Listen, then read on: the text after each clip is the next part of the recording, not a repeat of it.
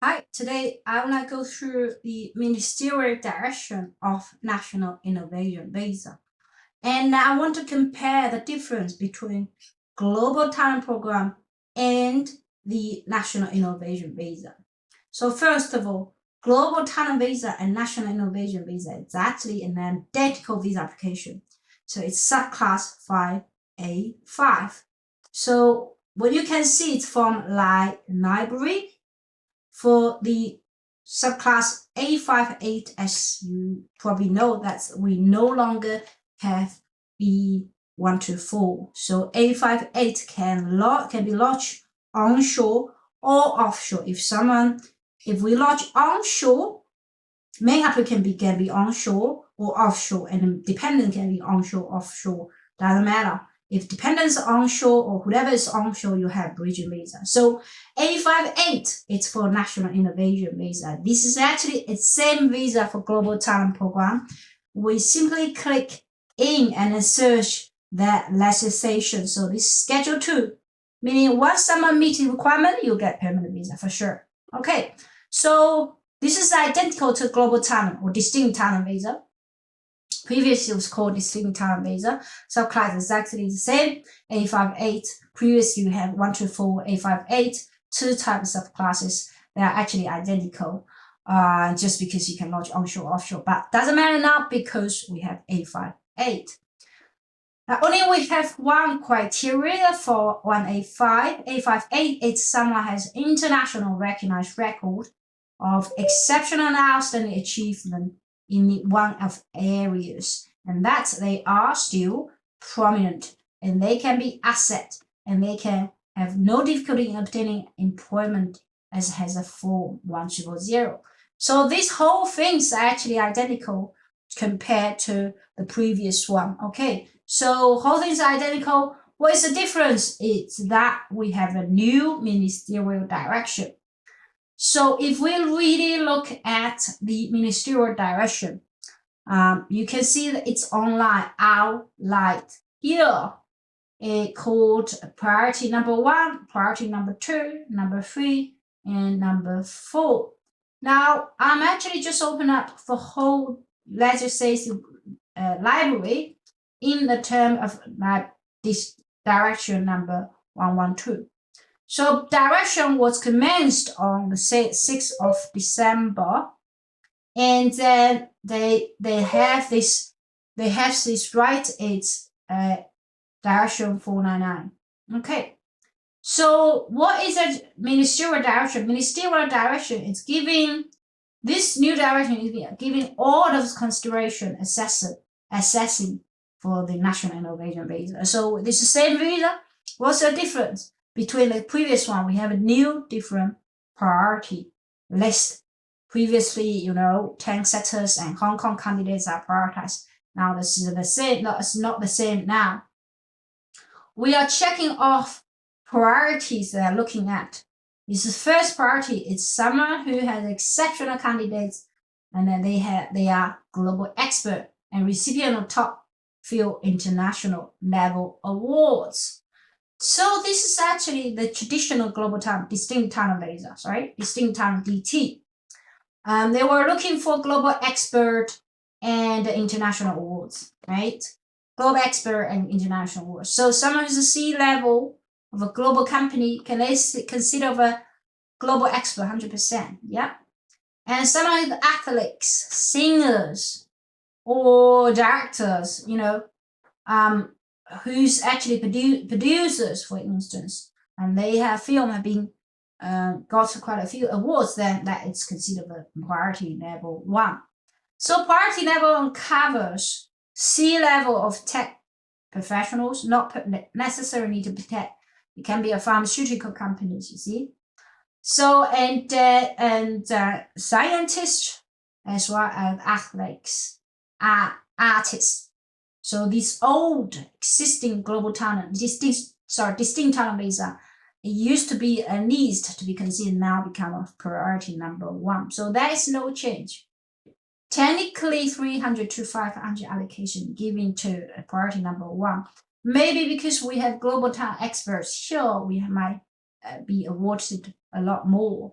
compared to distinct time visa, because the department has not identified that how many allocation they were giving to different parties. And depending on how many applications, again, they received. Everything is about really flexible.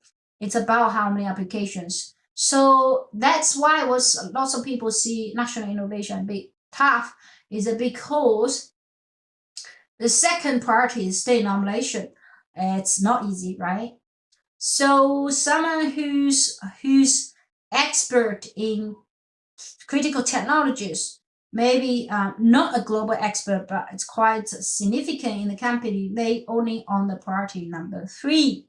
So you can see they think, oh, previously if your candidate working in Hong Kong, you probably in the party number 1, now become number 3. So that is the difference. That's a huge difference here. Now, what is the priority number 3 has 2 kind of tiers, tier 1 and tier 2. Tier 1, it's someone working with critical technologies, renewable and low emission technology in the health industries. I'll give you some examples of what's considered health industry. I have shown quite a few times about what's considered health industries. And for the rest, it's become priority number 3's tier 2. Now, it doesn't mean that if you work in agriculture food, then you won't be eligible. No, it's just the priority. Now, how the government consider priority, how they process it, I think they have good understanding of internal policy about that. Now, what is considered for outstanding and then exceptional achievement, the same thing was actually written in the in previous direction as well as legislation. Now, this one they all consider for anything, okay? They consider applicants all factors, okay? So someone, for instance, maybe researcher party 1, but maybe not about international stage, then they probably can be considered of priority number 3 if they're working in the critical technologies. Okay, so all the information they need to provide, which means you're gonna need to provide applicants as the main applicant. You have to provide relevant information, okay? And how they assess your international recognition, they have to multiple achievement or achievement. Maybe if you're a researcher, have you received a national research grant, or and if you research some grant from other countries if you're holding, or if you're a young PhD, but you have done quite a lot of significant works in the past, okay? Or someone who's has a research from a top global company, university, and so all of this will be considered as a totality, okay, of score. The more you put on this number, the better. So they'll consider, oh, do you have a research-based degree? Where is the university from? Is it top 100, right? So top 100 university, if you graduate from top 100, that is a bonus. How about high H index, right? How about if you publish good publication to good journals? How about citations? Or have an intellectual property, income? So they will consider all elements. They will consider, so someone has 1 income, okay, high income, that's good. They have a job offer, that's even a bonus, right? Okay, so that's so other activities. For instance, if you're a VC, then in the past you help someone a company to go to IPO, sorry. So and this quite popular, quite famous, and so even you're behind the wheel, but because you help that to go through the stage, then it's good. Other things are entrepreneurial, okay, entrepreneurs, which then linked with state-based startup incubators, okay, state-based incubators, meaning that it's so that it's that. Okay, so how about something like exceptional strategies not mentioned here, but it's the state-owned strategies. So in Queensland, old strategy, it's really about smart energy and infrastructure. Now they consider that which everything will be considered as a whole, right? Now, of course, people are mostly being overwhelmed by a lot of these awards here. Okay, this is only for the priority number 1, who's actually they were able to access the distinct talent visa previously anyway, right? So let me go through this about priority number 1 again. Just mention any sectors if you have that kind of global awards. Or priority number 2, who receive state nomination.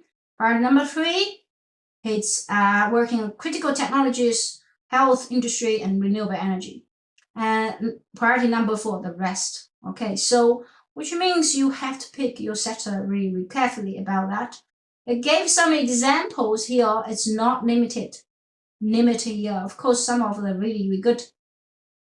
Global research grants, you have young PhDs, or something like you have high income, or you know, World Summit, as well as some of others. So some of critical technologies they have mentioned here, it's really straightforward. It's not limited here, okay? Even other sectors are not limited here, which I encourage someone to apply if you feel that you are eligible.